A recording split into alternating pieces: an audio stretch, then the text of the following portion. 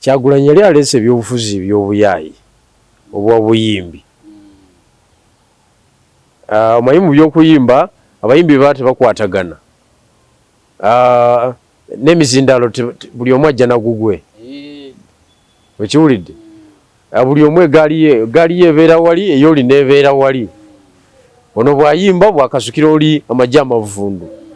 Ebyo by'ekiyimbi byali aleese mu kisaawe. Kati ate nga ekisaawe ky'ebyobufuzi kirimu institutions endala ezitabuusibwa maaso. Ezimu ku zo religious institutions. In this case Obukatuliki. Obukatuliki bwaba batadde ku message emu. Bubagamba nti mwembi muli batabanyi baffe. Niwo batoyogedde na neverbal communication ya ebadde emala mwembi tubamanyi muli batabanyi baffe. Abani yupi balina system egamba mbofuna ekifaananyi kya Kyagulanyi ofunye nnyo mileage sijui biki weya. Ofunye nnyo era kintu kya mutawaana nnyo yafunye ekifaananyi ky'omukulu. Nekikola kino ogula akawunga mu nnyumba. Era wabanga enjala ekuluma tolinaamu osigala tolinaamu. Era osigala tolinaamu. Era bw'oba oli w'amaanyi era osigala oli w'amaanyi. Bw'oba oli munafu ekifaananyi kya Kyagulanyi tekikusitula. Okiwulidde? Ffe twayitamu.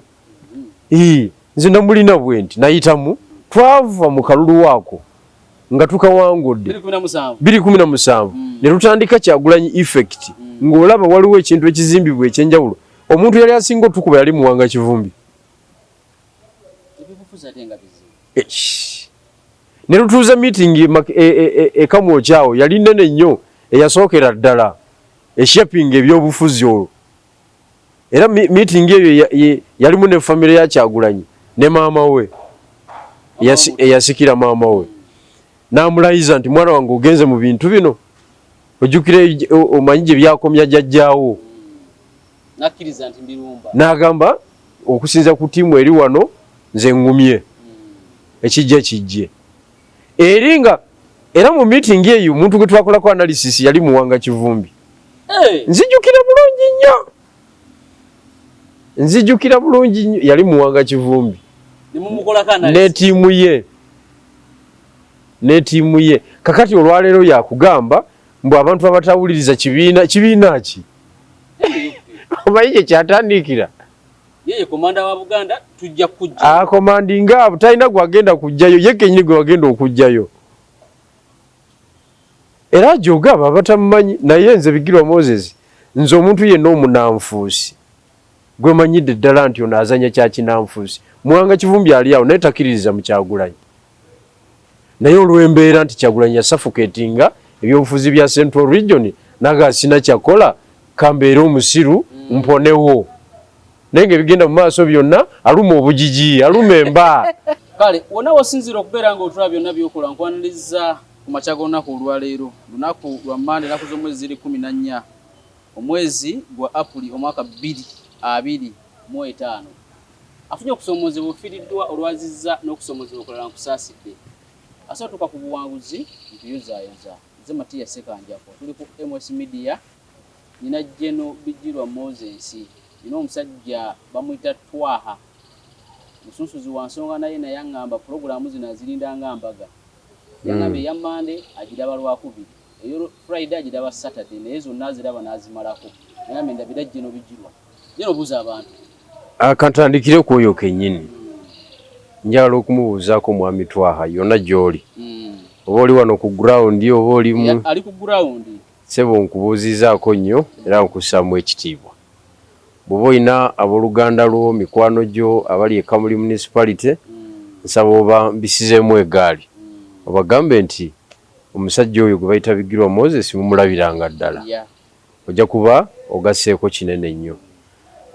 Ndeeta okulamusa okuva mu bitundu by'e Busoga n'okuva mu Eastern Revolutionary Platform nga institution gye nkulembera nti mwebala okugoberera emikutu gino mutuzaamu amaanyi bwe tulaba nga muwaddeyo obudde okulaba bye twogera ate ne mindset egenda ekyuka abantu kati bapiikinga buli lwe ngenda e Kamuli nkiraba mu audience gye mba njogereramu abantu buli alina smartphone mujjuddemu obutambi bwa General Bigirwa Moses aka Mr MS ne Mwami Kwezi bujjudde muli abantu babeera babulabako so endowooza zaffe bazimanyi yatulowooza ntujja kweyongera okubaweereza olwaleero no 14 April ge mazaalibwa gange era njagala okubategeeza nti kati nkuze ndi musajja mukulu. Abaganda n'abasoga tetwogera myaka tulinga bakazi n'abasajja nabo tebajoogera naye nga gwe kyoba omanya nti ndi musajja mukulu era ntuukaanira ddala okuprovidinga leadership mu kiseera kino kyova olaba nkola emisana n'ekiro okulabika nga Kamuli municipality endaba ng'omuntu w'ensonga. Kituufu kubanga kiki watugambako ekyomupiira ng'ogyeko Ronaldo kujja mu ttiimu yo waliwo ebirala byaleeta yazeyongera okubeera ez'ettunzi kampani ez'enjawulo zijja olw'omusambi oyo abawagizi beeyongerako olwa influence yoyo gwe musayinizi eso nze nzijja n'ebintu ebiri extra mu kuwangula kwange ebigatta ku Kamuli municipality naye ekyomukisa omulungi abantu tuli ffenna abantu bagenda tuwa akalulu wana badde ndaba manyi nterogoberera gundi zobeeramu emikolokolo ng'egyo ng'abantu oyogera naye nga omanye abantu bakuwa amatu audience buli bwekuwa amatu kitegeeza byoyogera birimu sense kati iwaffe mu Busoga ne mu Kamuli okutwaliza awamu ng'ogyeko Lwaitona Rebecca ate ye si mwogezi by seniority ye ne position ye n'emyaka gye yeeyogererawo ebintuntu n'amala ebyangungu abantu era bamumanyira ye njogera ye kati waliwo omuntu gwe bawa matu nga nze kuba nze ate bamanya nti ekisooka bwe mba naayogera neetaaga obudde bakuwa obudde obuwerako ekyokubiri ndeeta ensonga buli dakika baba baagala okumanya update kyeriwo revolution kati jo nabadde eyo ku lumbe lwabaddeko abantu kumpi omutwalo mulamba naye nakutte omuzindaalo ng'eyakaguvaako ayagala kuvuganya ne Lwaitona Rebecca alitwala Kadaga omuwala bamuyita abeera mamba wange nno Nangobi Nowet naye nga abantu bamuyisizaamu eggaali vaayo tolina kyotugamba bamuyisizaamu eggaali kubanga WNRM omaye eri Kadaga tebamwesimbako sebo tebamwesimbako era oba ogegenyamu bugegenya n'okukyayibwa ku bwereere kakati nakutte omuzindaalo nga audience nzibu nnyo eriho style naye audience yakkakkanye bweti nenjitandikako nenkuba ensonga najja ensonga nga 5 mu budakika obusatu bwe badde bampadde namaze nkubye eddakika 18 nga naye akodde omuziro wadde obudde bugenze naye naye anyumirwa nkwegamba nze kenyini nze yagambye andi kulumbe bwe nsukka wano nja kuba nnyonoona nensalako kakati yeyo Kamuli municipality mukiwulidde so era njagala okukakasa nti results tujja zireeta nsaba mutuwagire buwagizi basebo ne banyabo mutuwagire mu finances nagulawo akawunti kwe tuteeka sente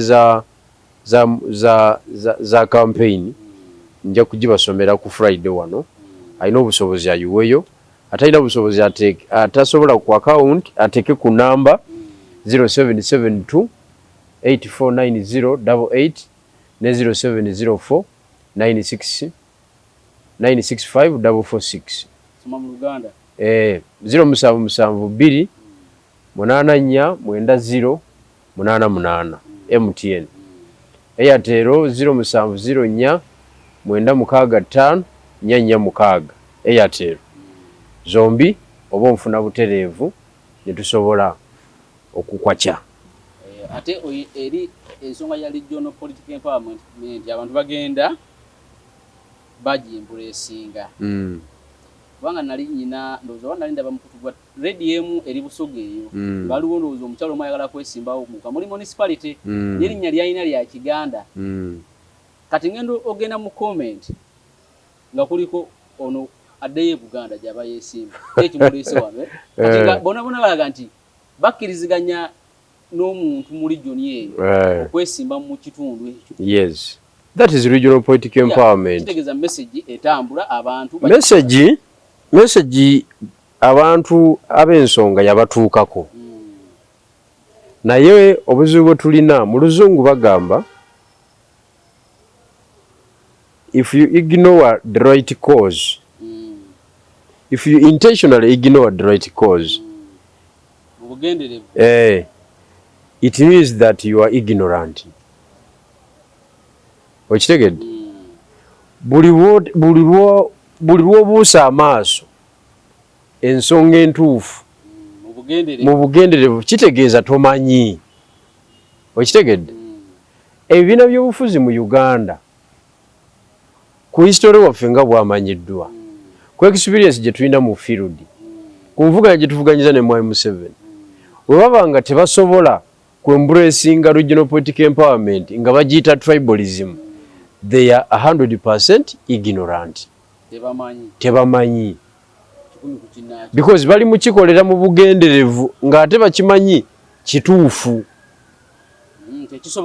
kyekisobola okukola because ndaba abantu simanyi mulamu gwoteeseteese ndaba abantu bali mu kwogera ku miliyoni 10 parliament zeyakoze eki zeyewadde oba General Museveni zeyabawadde General Museveni yawadde oba olabira kumpi gwo omunenya n'ababaka obanenya ng'olabira kumpi but ife abalabira ewala ani gwe tunenya mu eyo ensonga muntu wa wansi tunenya ba stakeholder ba mirundi egi stakeholder asooka ye mulonzi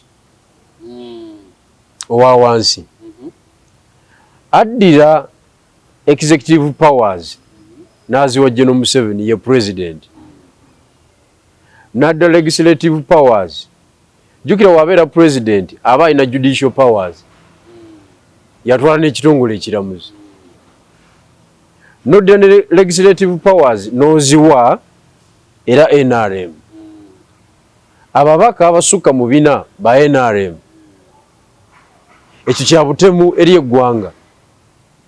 That is a political suicide ekolebwa abantu baffe abawansi be balonzi kati bantu mwe abalonzi mulekerenga okola ensobi wansi ne mulowooza nti waggulu kigenda kutereera toyina buddira nnyumba emu katugeze odidde chairman tulonda chairman wa ku kyalo bwe tumala omulonda ne tulonda vice mukyala we mutamanyi omukulu secretary omwana wa Dakao defense abantu omwenda abakola executive yerosi banyumba etya emu mwa musuubira ki mu zone eyo singa enkoko ya muliraanwa eyingira mu eyo ennyumba ya chairman netaddamu kulabika waliwo ayinza okuloopa kubanga bagiridde banyumba etya emu. That is the very simple example gyesobola okubawa. Enkoko ya muliraanwa eyingidde mu nyumba ya chairman temuli mugenyi temuli mukozi bonna abalimu bali biological ate balina obuyinza defense ali omwo secretary w'ekyalo ali omwo chairman ali omwo sebo enkoko egenda kulabika etya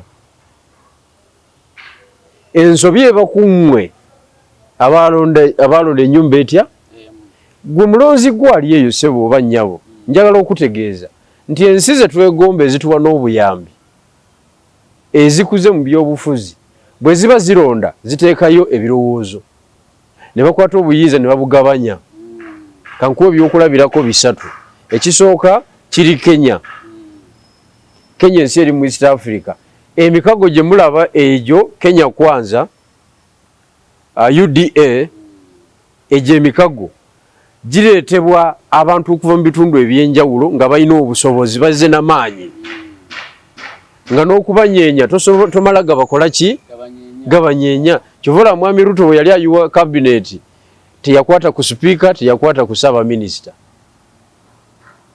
Musalia Mudavadi kubanga aliwo ku ndagaano. Osooka kuyiwa ndagaano naye omanyi kye kitegeeza ky'oba otaganjula endagaano obunene bwayo.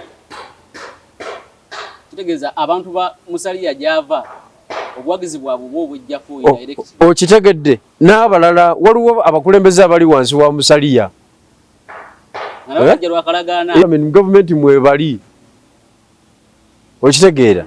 Kakati nekibanga kitegeeza ki nti waliwo checks and balance mu government, waliwo win-win situation nti waliwo organ yemu esobola ku exercising absolute power. Kyova Ruto bamuteekako embeera ne cabinet n'agiyuwa because tiyalina absolute power. Obuyinza bwa kitundutundu bwakola ki wadde ye president. So wano omukulembeze ayina obuyinza wano ayina 100%. Asalawo buli kimu. Kakati guna mugano otyo okugaba ekikumi. Okitegedde? Eyo ensobi y'abalonzi. Example ey'okubiri eri South Africa. South Africa ekibiina ekiri mu buyinza ki ANC kisinga NRM amaanyi. Kigisinga obugagga obukulu kyekisinga n'obukulu ku lukalu lwa Africa n'okumanya ensonga ez'enjawulo n'okubeera n'abakulembeze. Okitegedde? Ekibiina kya ANC Mwami Jacob Zuma yakicekinga n'akisalako region nga buno n'agibasalako ne baba nga tebakyawera. Mu butawera baawalirizibwa okukola alliance n'abazungu aba Democratic Party. Democratic Alliance. Abazungu ng'ate balabe nnyo ba ANC historically. Kubanga ANC yabalwanyisa. Webale nnyo. Kakati baawalirizibwa okukola government kubanga Mwami Jacob Zuma abakubyemu ekituli. Waliwo checks and balance. Balina majority. Tebalina government nzijuvu. Balina okuddayo mu kalulu oba okukola ne be bataagala. Ekyo kitegeeza nti ANC tesobola kukwata ssente ya muwi wa musolo n'egizanyiramu nga bwebeeyagadde kubanga teyina majority. Baliwe beekyanga gavumenti eyiika buyisi. That is checks and balance. Kikolebwani bantu ba wansi. Tosobola kubanga tomanyi kulonda ate n'oyagala abakulembeze bakole ebituufu. Tutumalira budde. Tomanyi kulonda kikyotegeeza. Tokola due diligence mu kulonda. Tomanyi kulonda. Gogenda bugenzi mu box n'olonda ngolwokuba okulonda kukoze eki? Kutuuse. To make matters worse ng'olwo n'abatazze kulonda. Just imagine osangayo omuntu nga tagenze kulonda. Ate n'avumirira omubaka alidde ekikumi. Toyina moral authority. So kati kitegeeza waleka abatini bakusalirewo. Bayinza okuba abasala wabo nga n'okutegeera tebategeera. Bwe buzibu kati bwe tufu. Naye kye baasalawo kyekyo kikutwala. Gwe omugezi ennyo otalina budde bugenda kulonda. Kati oli mu mmotoka yo weemulugunya. Oli omwe. Yes. How can they be accepted to be corrupted by General Museveni? Give them 100 million. Ogumuluka mulamba gwa PDM. Okitegeera. Kanya kwemulugunyiza mu mmotoka. Oli mu kwemulugunya tewalonda. Otumalira obudde. Walekera abatini bakusalirewo ate nga nabe entegera yabwe si. You are the problem. Gwatagenda kulonda. Leave alone nne yagenda n'alonda obubi. Naye gwatagenda oli mutemu nnyo. Tukate gwasinga okwemulugunya. Oli mutemu nnyo kuba waleka abantu abakyamu ne baleeta abantu abatono ne baleeta omuntu omukyamu mu office. Kati akola byali mu kukola. Era ensonga abalonzi mugitegeere nnyo. Tetwagala tuddemu kukaayanira nsonga za bukulembeze nga temumanyi kulonda. Okulonda is power. You are giving out power and authority. Naye muntu ki oyo gwowa power and authority? agenda okusalawo ku buli kimu yes omubaka wa parliament asalawo ebintu bingi wadde nga tebiri significant eno tebirabwa nnyo naye alina mandate ya bintu bingi nnyo naye tubagamba mugende mulonde temwagala genda kulonda ate mukayana mbu baalidde kati baalikoze eki oli yakwata emiliyoni zerukaaga n'agaba mutwalo n'afuna obululu kakaaga okiwulidde n'agukuba munda ekisooka alina okunoonya olukaaga lwe lukomewo ensi zonna ezitambudde ensi zonna eziterezeza ebyobukulembeze abantu ba wansi basondera n'abakulembeze sente zibakozesa mu campaign because baagala bakuholdinga accountable bamusondera miliyoni 4 era wazimisuzinga bamuteeka mu mbuga z'amateeka nkugambye n'okusibwa n'asibwa Trump wuye emisango gye gikyaliyo sebo bagizikizamu buzikiza gikyaliyo ziri just Tommy Daniel ziri $13 ejja dola baga zali za campaign nokwata n'ogulirira omukyalo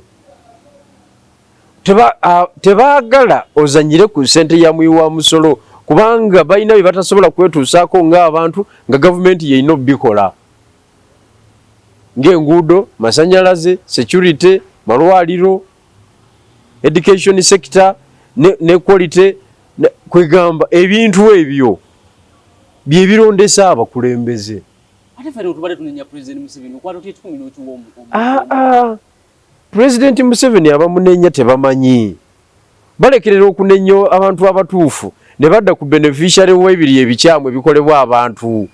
Who is the beneficiary of abatamanyi kulonda n'abalonda obubi? Is it General Museveni? Yes. Bw'oba togenze kulonda gwe wagidde General Museveni direct. Era gwe mu bumpimpi era olowooze n'ababaka ababi bw'oba togenze kulonda. Bw'oba ogenze okulonda n'olonda under the influence of siringi 10, 20, mutwalo, mitwalo 5 owagidde General Museveni direct. Okay? N'ababaka ababi abatalina nsa. Kati tomala biseera. Era debate gye tuliko kati yakutereeza kyalo. Omanyi okulonda olyoka oyogere. Osobola okulonda kukujja n'obijja. Singa tuyimirirawo ne twogera. Singa tuyimirirawo ne twogera. Osobola okulonda oba wowe ensonga. Kati bwe baba kyakukima waka ogenda olonde. Totumalira budde. Tobaako omubaka gw'onenya nti yalidde 10. Kubanga sente zakukima ku boda boda zezo zaali mukola ki? Zaali mukomyawo. Boda boda tenywa mafuta? Mafuta. Omutaka alina obuvunaanyizibwa mu ngeri y'enjawulo olinda otya bakukima ewaka. Saazigenda oweeremu nga watuuseddeyo balonde. Okulonda kubaawo mulundi gumu mu myaka 5. Mu lunaku olulamba olwa 24 hours kubaawo okozesa seconds emu ku 2 okuteeka tiiki y'okuki ku muntu gw'oyagala. N'ogamba nti obwo budde bukubuze. Ate n'ogamba nti okubye ekinnya emmoloka ekutusesa kamuzooba. Notandika okuyomba. Tiwa participating mu kuleeta omukulembeze omulungi. Anaafokasinga ku bintu ebiruma omuntu wa wansi.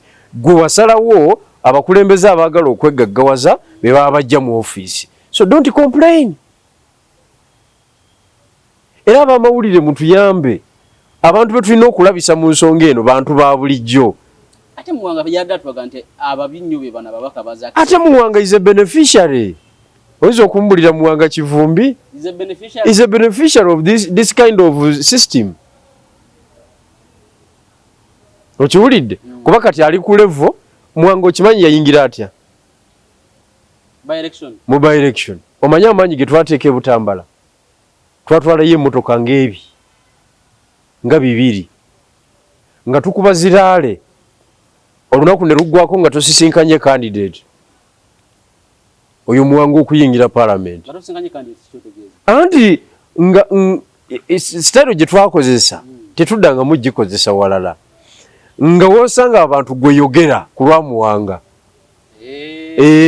Tetwateekawo mbeera tukubye laale emu candidate ali awo wosanga abantu yogera era buli muntu yabeeranga n'omuzindaalo muki mu motoka mukalakasa gino emizindalo gukuba abantu ebisatu ebina gwe osanga simulula yogera oba omaliriza bwoti Brenda Bukenya n'atuuka naye n'ayogera gwe n'omuleka awo ate nodda gy'avudde nenga mwakulumu Muwanga yali ayingira kati direction eyo ejjanga oli bamugjeyo lwaki kubba kalulu yagula kureti bbiri eza soda zezamugisaayo kooti nemugjayo kooti nega waguliridde abalonzi Muwanga kwe kuyingira ngambye twakola omulimu ewa Muwanga Kivumbi era newunya Muwanga n'amalako ebisanja bisatu nga tamanyi bigirwa constituency gye yesimbamu ekamuli teyajja kunoonyeza akalulu wadde talowooza na kulowooza nti gyendi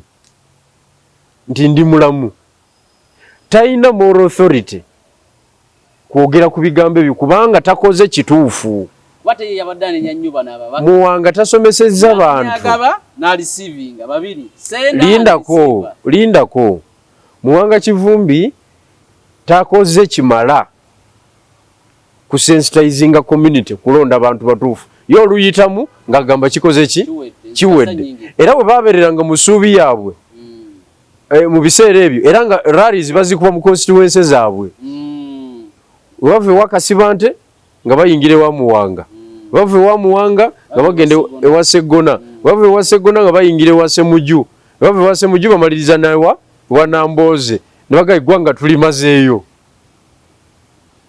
beefaako buli omu ayingire tiimu yeeyingire baasi Uganda eri kiriya oyinza omumbuulira nze era alina kujooga nti batamumanyi abo beyabaddemu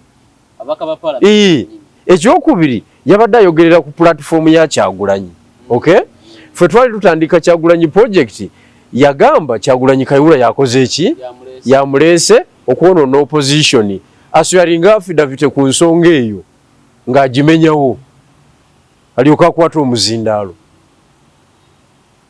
kubanga yatuuse n'okugamba owanuupu atakoze naddala mu Central kuba ye komanda wa Central asobola okugenda nadde campaigninga bw'atakoze ne baleeta omulala akoze ayogera ngaani nga komanda wa Central President Buganda asooka amenyewo ki tanaba kuswearinga affidavit yali alimba kati Kyagulanyi si wa Kayihura yali alimba kubanga nze mwina ku record ng'ayogera ye Betty Nambooze Katinti Paulo Mwiru anyway Mwiru omusaasira yali mu FDC nga ye mwogezi wa FDC nga akirizibwa okasuka baba yagadde twava mu kalulu waako nga tukawangudde 2017 ne tutandika Kyagulanyi effect ng'olaba waliwo ekintu ekizimbibwa ekyenjawulo omuntu yali asinga otukuba yali Muwanga Kivumbi ne lutuuza meeting ekamwokyawo yali nnene nnyo eyasookera ddala eshaping ebyobufuzi olwo era meeting eyo yalimu ne famire ya Kyagulanyi ne maama we eyasikira maama we n'amulayiza nti mwana wange ogenze mu bintu bino ojjukire omanyi gye byakomya jjajjaawo n'agamba okusinza ku ttiimu eri wano nze ngumye ekijja kijje era mu meeting eyo omuntu gwe twakolako analysis yali Muwanga Kivumbi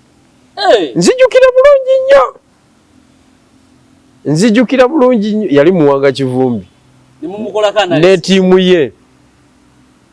n'ettiimu ye kakati olwaleero yakugamba mbu abantu abatawuliriza kibiina ki omanyi kye kyatandikira yeye komanda wa Buganda tujja kujja komandinga abo talina gwagenda kujjayo ye kenyini gwe wagenda okujjayo era jogaba abatamumanyi naye nze Bigirwa Moses nze omuntu yenna omunanfuusi gwe manyidde ddala nti ono azanya kya kinanfuusi Muwanga Kivumbi ali awo naye takiririza mu Kyagulanyi naye olw'embeera nti Kyagulanyi yasuffocatinga ebyobufuzi bya Central Region naga sina kyakola kambeera omusiru mponewo naye ng'ebigenda mu maaso byonna aluma obujiji aluma emba njogera twamusanga nga yali mu kakiiko ka paaka waliwo olukuŋŋaana NUP lwe yayita olw'ababaka abamu tebaagenda balala baagenda tutaddewo kamera twagala atuwe ku brief babadde akunya mu kakiiko yatandikirawo kati nimanyi mugenda kumbuza kisageze meeting inogenda meeting yani president yabo kubeera ombaka wa parliament na yali mukambwe ekyoza bamwita ne bamukakanya nakakana naye yali mukambwe muzibu okitegedde any president wechi taina moral authority kuholdinga banne accountable kati yebwe omupepete ebyobugagga byalina osobola obidividingamu emyezi gyamaze mu parliament bikwatagana omanyi nti y'omu ku baloodi mu Kampala baloodi awo wano mu Uganda baloodi bennyini abali serious omanyi nti yabadde atradinga ne secretary wa treasury Ngobi ate bangambye Ngobi alina muganda wajja okwesimba ku muwanga ebyo biveeko Ngobi kyali wa muwanga bona bannabyanfuna era wali babadde bataputa ebyenfuna ebyekikugu bano bebatategeera sente ne zitambula sente ne bazikweka mu mpapula kati oli era nze mba kuba mubaka nga ndi wa NUP nga byogera ebyo nadde mwambala yabadde wali sebo nga buli omu ali mu anti bonna bannanfuusi abo babadde awo tewalabye feesi zaabwe tewalabye feesi zaabwe nga buli bwayogera bwati kamera ereetawo nereeta oli nga feesi zisibye bwezi tezigawa akasajja kano kamanyidde ffe ne kakola ki so nze mubanja affidavite era lwali siyolinga affidavite nti nali nnimba Kyagulanyi nti yali wakayihura nja kukkiriza mu byayogera naye nga tanaba kusharinga affidavite talina moral authority kwogera ku byabufuzi bya NUP kubanga tamanyi gye kyatandikira tamanyi wekiri niwe kiraga tamanyiwo ye kasitaawonawo ng'alowooza ebintu biri ki biri bulungi olw'okuba kati ye deputy president wa Buganda alaba nga yakoze eki mbu I am the field commander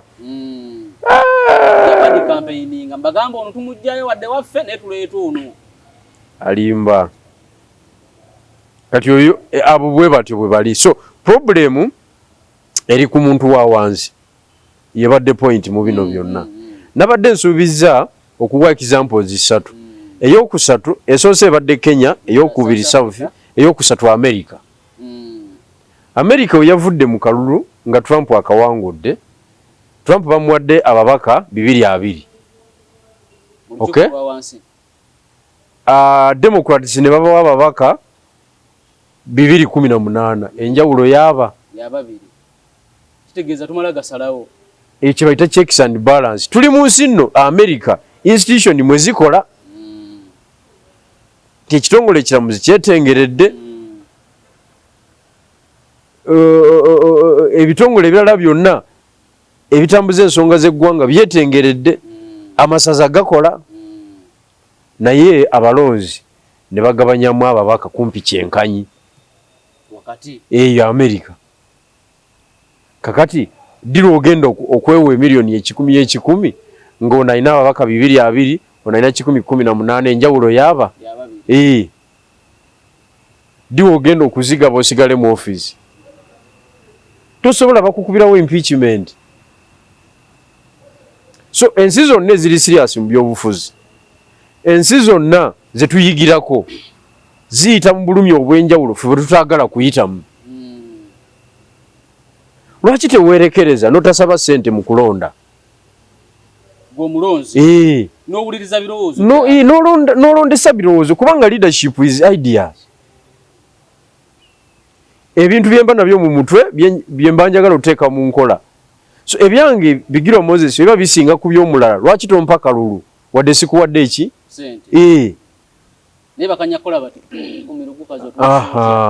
otulese otya oli mu kulya luguudo kati ezo biliyoni aga zafulumye naye omanye ekirimu omanye ekirimu malwaliro genda Cancer Institute wali olabe yoleka aliwo bani abali mu kubonaabonera wali abalonzi be bali mu kubonaabonera wali be bali mu kufa tewali MP tewali chairman 5 tewali muganda wa president tewali PS tewali public administrator yenna waliwo bantu baki gwo wali esiringi 10 mu kalulu gwoli wali ku Cancer Institute nga ne Kanyola bagikutereddeko mu lukuubo tewali facility naye nga gwali yako 10 afunye 10 eri yene bwalwaza tasola muteeka tekisoboka gwa yefula mtoyina budde bwakulonda noleka abakulembeza ababini bokipayinga office gwoli mu Cancer Institute wali mu lukuubo nga tolere jowaba kubanga wefula omugezi nogamba gwe tolina budde bwakulonda abakulembeze bakutama oyinza ogamba nti abakulembeze bakutama ate abalina obuyinza obukujja nawo kubanga omukulembeze agabana ne Katonda obuyinza ekyo nakyo abantu basaanye bakikole ki nkugambye abakulembeze bagabana ne Katonda obuyinza pulezidenti obuyinza bwaba nabwo agabana n'oli era toleeta na bannaddiini kati ate obwo obuyinza gwate oyagala kubuleka bugende bwe butyo kubanga Katonda alina amaanyi agatukubisa eggulu wano we tuli ne tukala oyo aba Katonda naye ate munabyabufuzi ate ye atusuulako bomu wano nagamba nazindukiriza abayekera ba ADF nga bali wali era tebawonye abasigadde bafubutuse emisinde niwe bulawo abaako kyamugamba okitegedde abutwala Katonda agaggawaza ayavuwaza omukulembeze agaggawaza ayavuwaza gwe kimanyi nti kigambo kimu ekyajjajja ova mu bwavu n'agamba bugambi sekanjako nti genda wali bakuwe ennyumba bakuwe n'emmoloka bakuwe ne capital byombi mbibazeemu kawumbi ovaayo nazo obadde yala okomyewo oli road Katonda yagaba emirako bwe zityo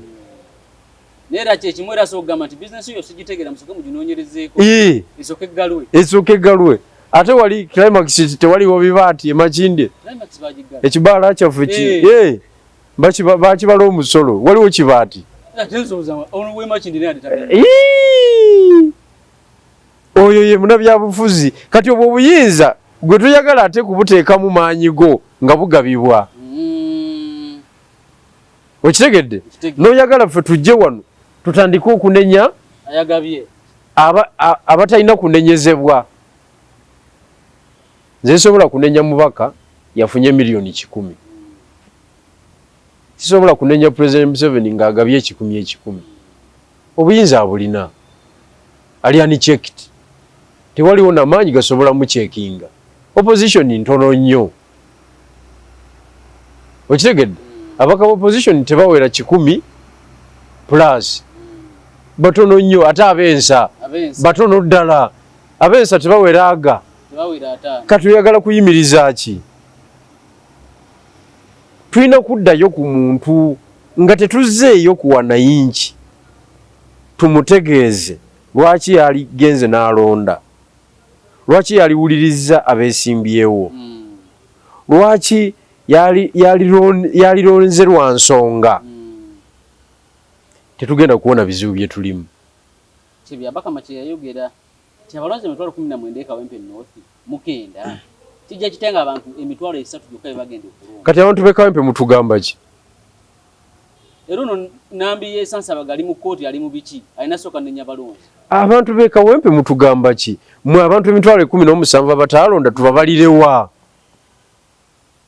kije mukiririza tubabalirewa tubabalire mu kategori akalulu kaveewo tekaina makulu era ndowooza ndowooza gye bagwa kubanga omuntu ajja mitwalo 17 miramba nkugambye mu bumpimbi Kawempe teyalonda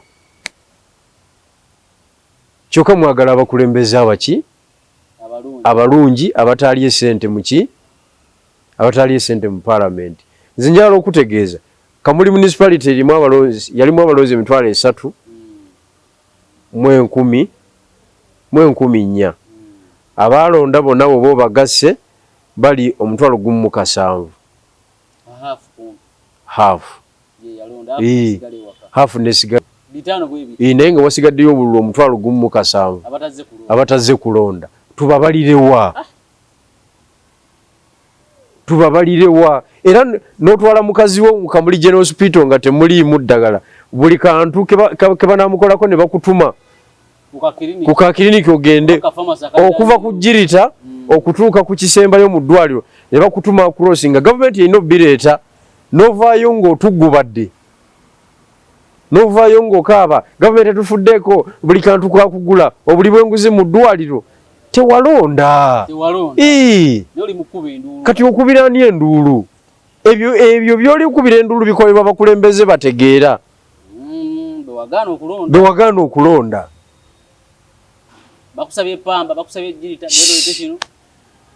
era Electoral Commission yali mpadde sente nenkola sensitization y'abantu kuba kati nze abimanyi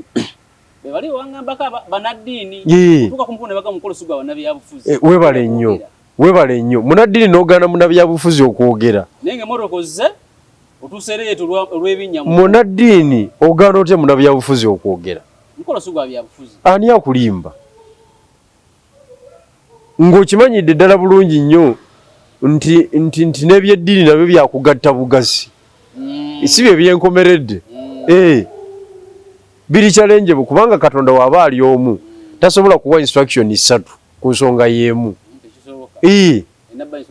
ebeeremu gwe n'ogamba nti onaawase bana oli tawasa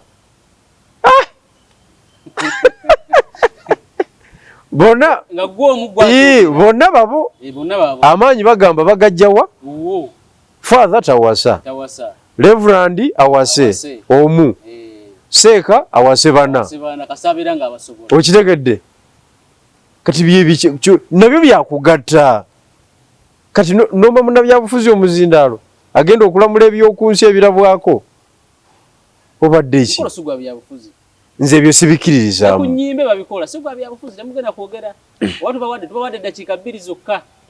anti ekyo lwakuba nti twafunamu obuzibu nti bannabyabufuzi abaliwo mu biseera bino tebakyakola nkuŋŋaana era nze bwe ndigenda mu paalamenti nja kuba seetaaga kugenda kwogerera ku nnyimbe lwa nsonga nja kuba nkuba enkuŋŋaana ezange ng'omubaka wa paalamenti w'ekitundu mbagambe nti lunaku gindi ndi wali eri ku ssaza mwena mujje nnyonnyole essaawa zange ezi 2 ensonga ezigenda mu maaso mu paalamenti waba piraawo waali piraawo abayitemu mbagambe nzizeyo Kampala kubakiikirira kasa mumpadde n'ebirowoozo byammwe gwe bayite omubaka naye ababaka abaliwo ab'ekiboggwe abantu babaswamira ku nnyimbe kati zinembeera omubaka n'ogamba nti ngenda kwogerera ku lumbe kuki abamu butereevu because tomanyi kye wayingiramu bali abatalonda bawaggwa omukisa okuyingira ofiisi nga ne byokola tobimanyi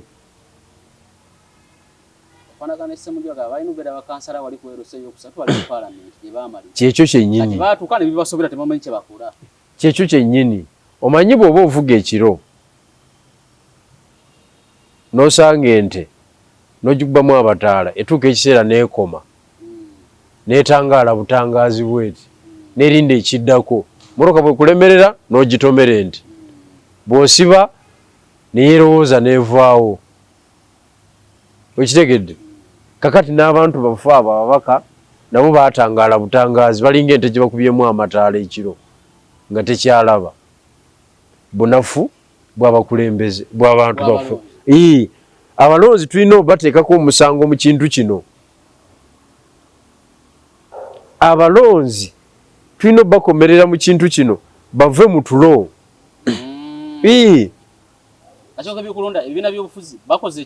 kakati point number 1 ebadde balonzi. Point number 2 betunenya, it is political party.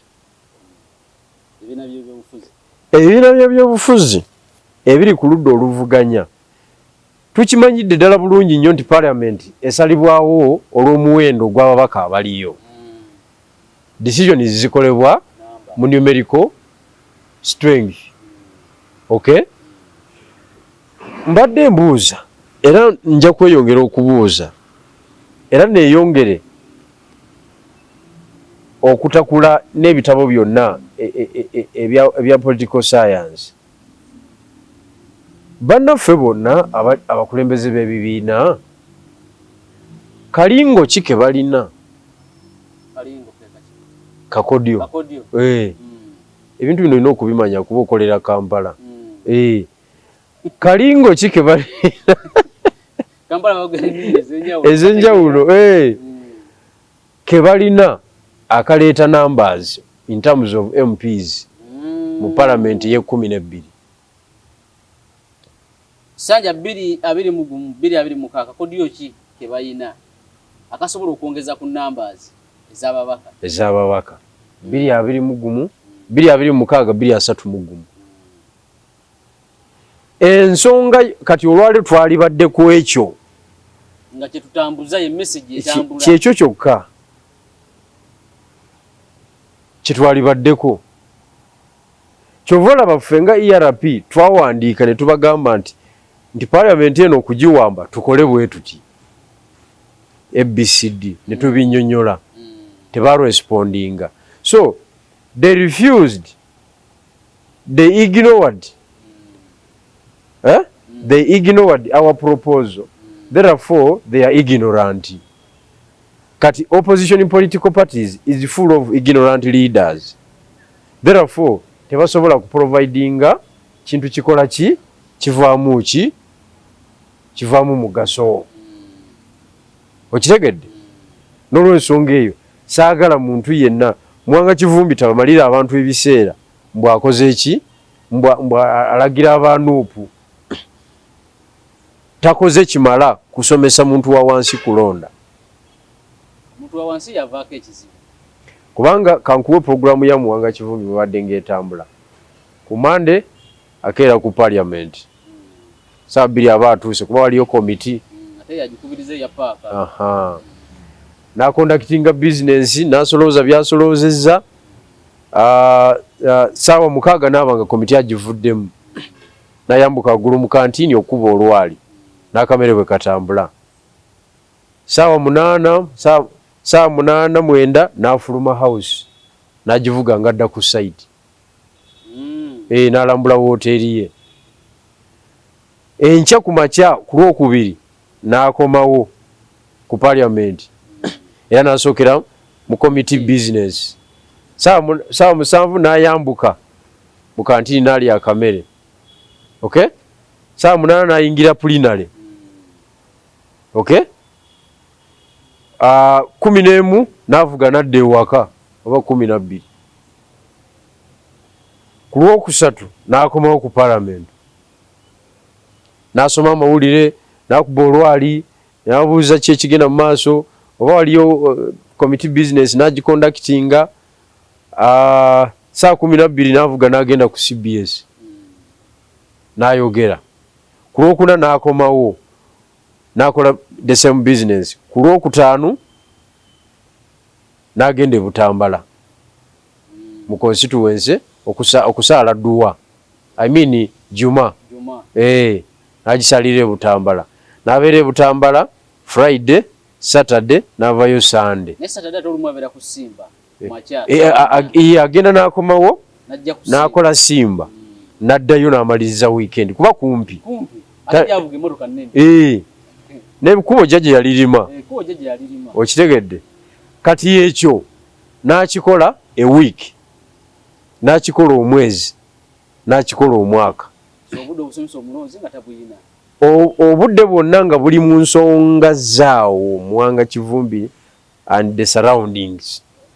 Tamanyi kiri Koboko, tamanyi kiri Kabalamaido, tamanyi kiri Kamuli municipality, tamanyi kiri Rwenzururu, tamanyi kiri Ntungamu.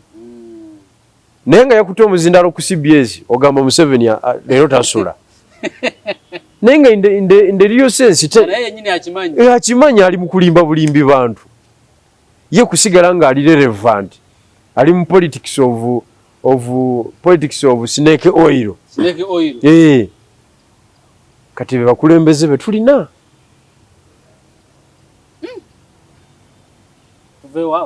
era abanalaba show y'olunaku lwa leero ya muliro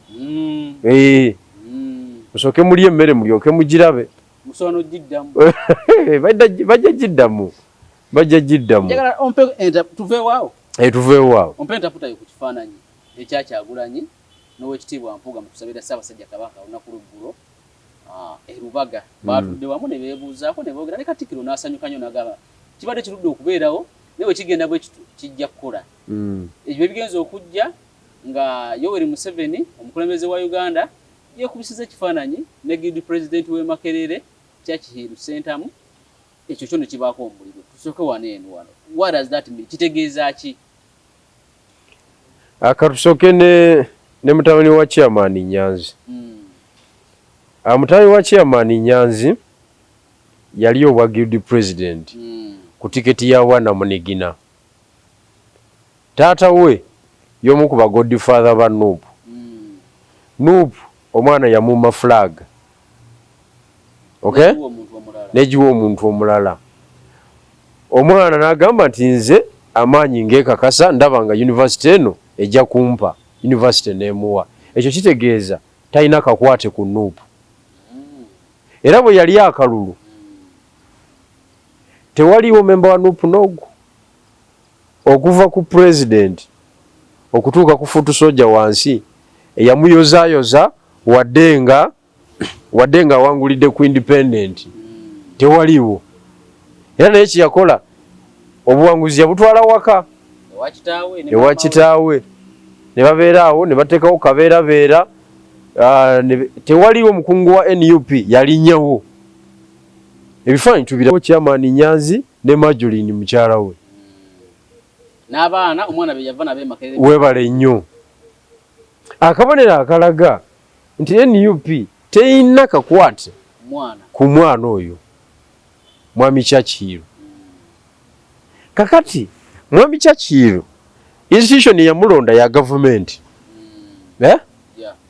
bweba ya government kitegeeza nti abakungu ba government tebeewalika kuba miitinga mu eyo ensonga okitegedde kakati kyova response ye yabadde very polite yakubye bali n'abaleka ng'ani akulimba oluzungu lwabadde ayogera toluwulira gwe kumuwandiikira ku kyemulooza buli omu musiru yateeseteese ebigambo ensengeka yabyo y'ebigambo naye gwe Majoline omumanyi maama we mukazi mugezi nnyo mubuuzanga bufe abamanyi abo abantu Majoline omumanyi nga yakuta omuzindaalo osaaga n'okusaaga kakati NUP yeekubye omupiira mu nsonga eyo nekondeminga ekikolwa ekitali kya bamemba ba kibiina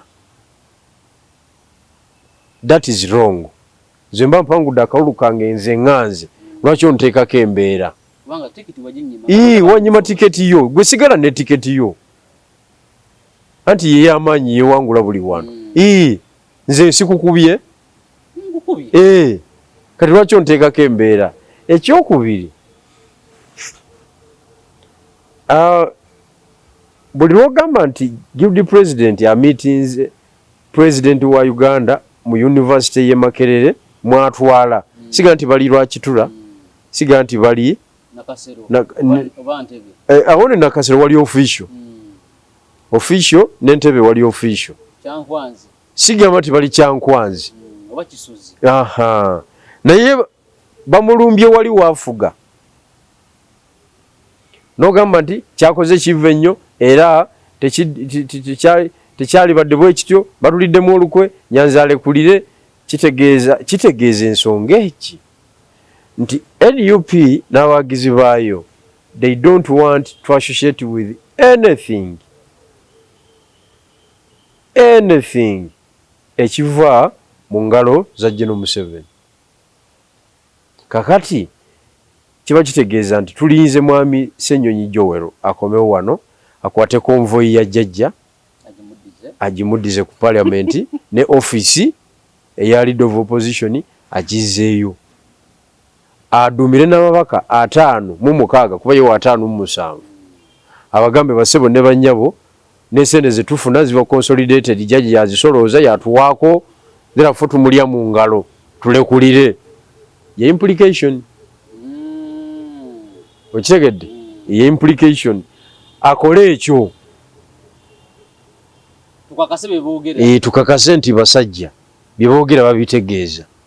The moment you accept nti oli ku ludo lwa government wokkiriza okolera mu government kasi accepting nti oli mubaka wa parliament n'olayira n'okuba ekirayiro olayira mu constitution ki yankagamu 2 kyenda mu 5 ani yagikola General Museveni. Ekirala National Unity Platform kibiina kiwandiise mu mateeka nga bwe bagamba si bwe kiri amateeka etteeka lye bayita Political Parties and Organization Act ani yalikola jjajja yalikola si gavumenti ya jjajja n'aliteekako omukono ya influencing ababaka ne baliyisa nga bwayagala n'ateekako omukono ne lufuuka etteeka gwe mwokolera emirimu gyo nga nuupu kakati ekibiina kisattulule mubive nako byonna buli kimu kola nga jjajja bwe yakola mu 8 teyakiriza kiyonga kulayira gwe abamu lwaki balayira balayirira mu gavumenti yaani muyajjajja era bali muyajjajja kakati oli omwana omugamba ki yatudde naye kive nnyo abantu baffe baagala okusiruwaza abantu kyova olaba debate module ezo zezikipinga omuntu wa wansi nga tamanyi na kulonda ng'ali mu bintu by'ekisirusiru ebitagattako naye erabira n'ensonga ez'ensonga ng'okulonda alimu ebyo yekubisiza ekifaananyi ne jjajja Uganda yaweddewo kwegamba tuyina ffe babigirwa Moses tujja kwogera ebintu bino ku kifuba mujja bitegeera pressure amala okwetonda ate ne bamukomerera nti bewayogedde bifu tusagamba mwana kulekulira bamugambye ava yakole statement agikoze ate ne bamukomeredde olwa statement gyakoze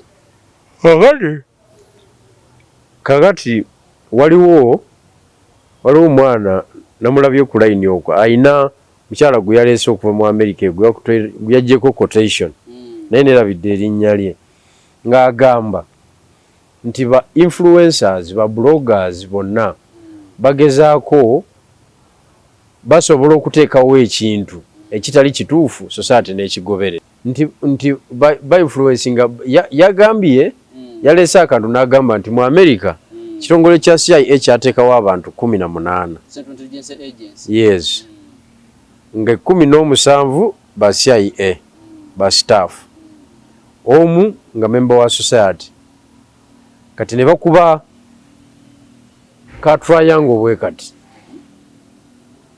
oli yakakuba n'abagamba nti eno rectangle si triangle yenga akubiye ka triangle kakati ne bagenda nga balaga kuba ne 17 ba CIA oloko babadde order nti eno rectangle bamatize ekyo si triangle bonna bakkiriza nti rectangle si triangle kati onoomu member wa society nagaba bannayi amaaso gange galaba bulungi ate siri mutamiivu ekyamazima nze ndaba triangle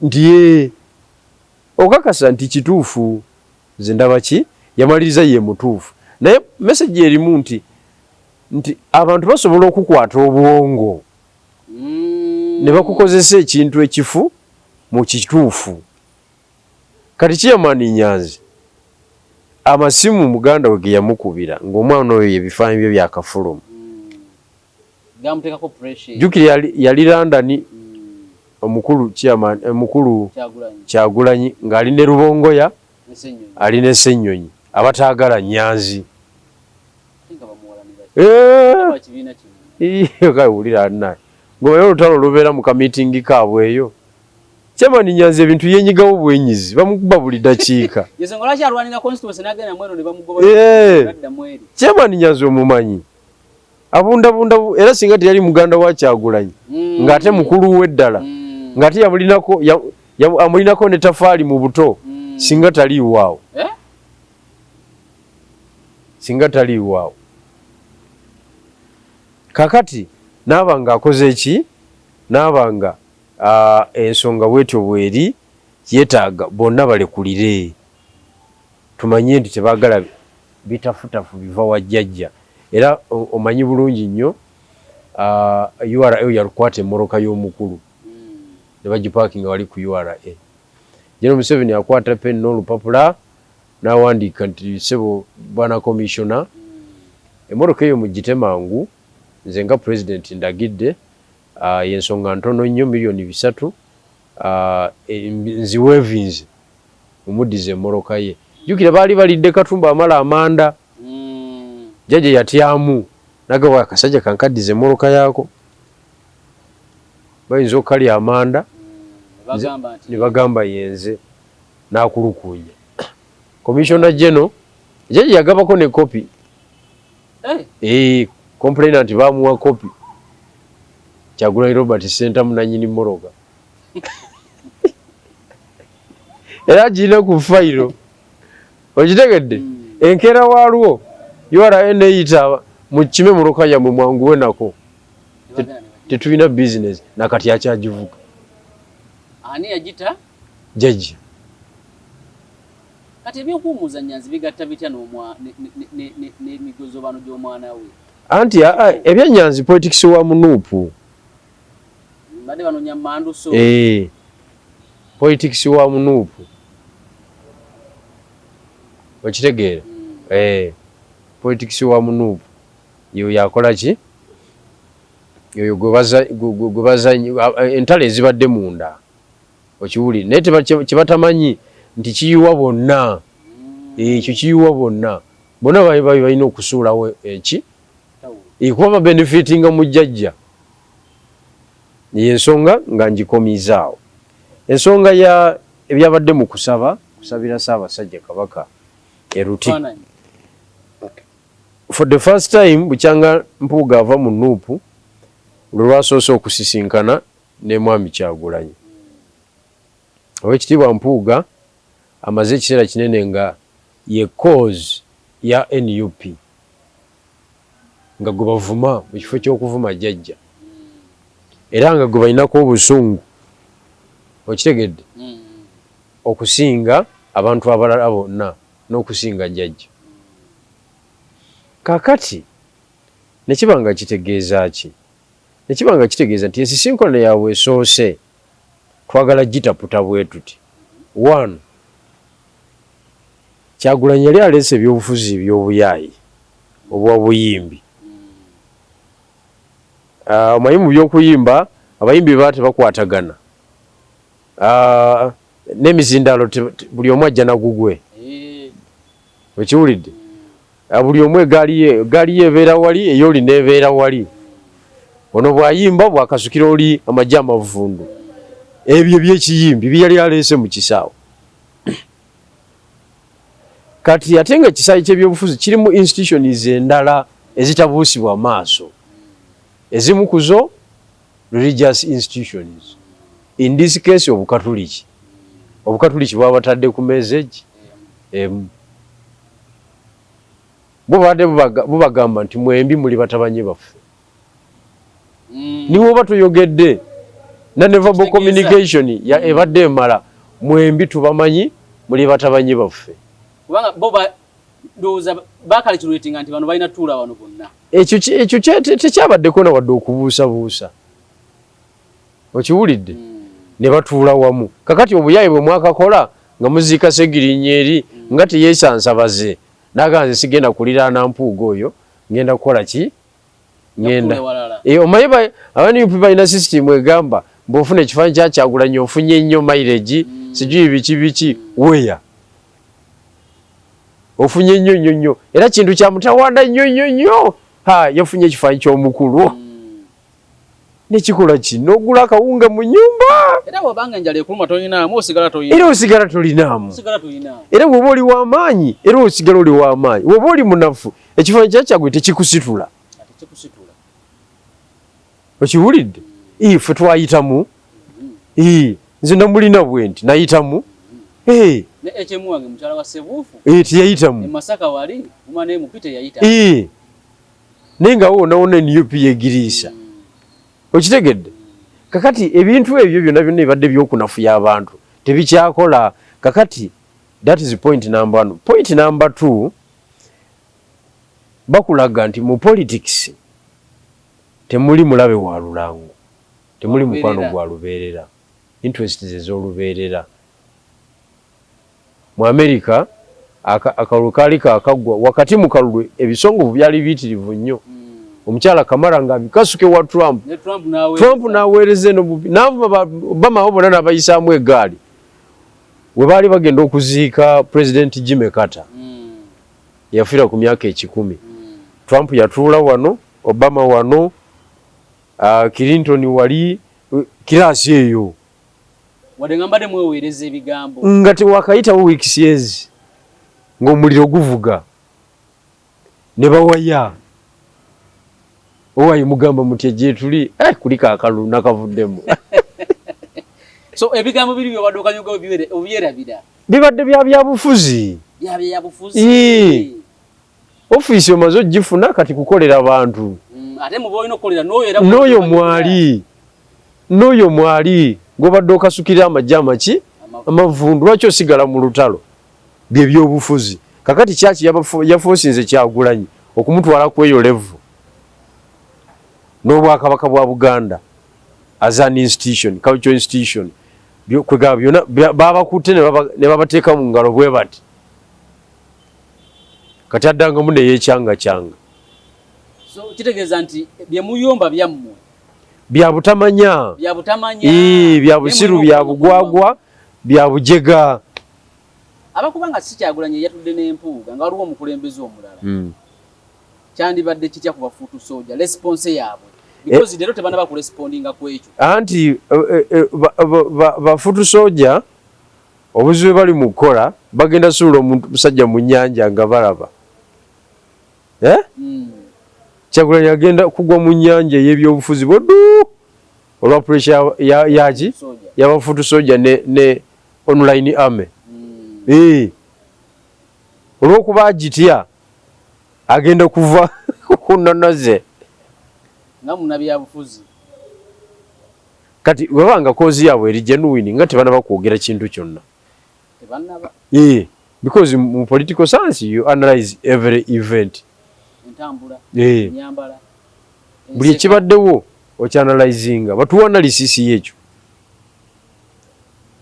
era singa badde bamutuuziza eri nga nono bali mutuuziza eno singa opinion zetufuna kati era tebati kifaananyi kye tesobola kimuwa kifaananyi kyaffe bamutuuziza eri mu bantu ba bulijjo nze mboozi zaali baddewo ezitakola makulu so nze ndowooza owekitiibwa Kyagulanyi ndowooza yayize nti mu byobufuzi tosobola kuwalana muntu ebbanga lyonna kati ekifaananyi ekyo nga bw'okiraba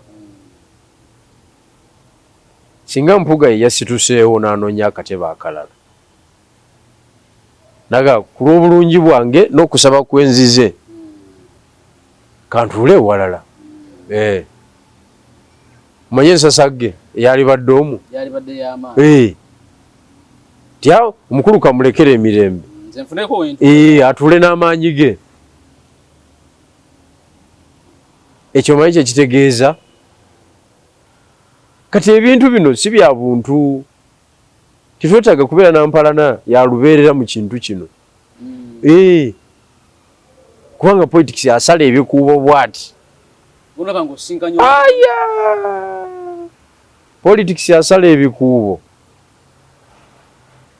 osaaga n'okusaaga gwe so byebyo ndowooza nga tumaliza waliwo kaliko ogambye nti mu mbeera z'abayimbi obadde ogezaako kireeta mu mbeera z'abayimbi mubaamu ow'amaanyi atya omu olwaliwo mu politics si we kiri kyaki ekereziya ekulaga nti gwe n'ono mwandibanga muli ku level y'emu ensonga ki tubatuuzizza bwe anti mu ekereziya kubanga byo bya Katonda ebya Katonda abantu benkana naye era basukkulumyamuko ebyo bya ku nsi kwewundawunda naye ffenna bwe tuddamu twenkana ebya Katonda buli muntu twenkana ffenna tekiriiko mbono jeno ono ate kapiteeni kubanga ne banaddiini bafa yagenze mu ggulu kakati batugamba ki wonna wobadde jeno bijirwa tugenda koma wano tujja kutandikira olunaku wonna wabadde osinzira okubeera nga otwala ne jeno bijirwa Moses tukomye wano tutandikira olunaku olulala akuume atakuumira mpeera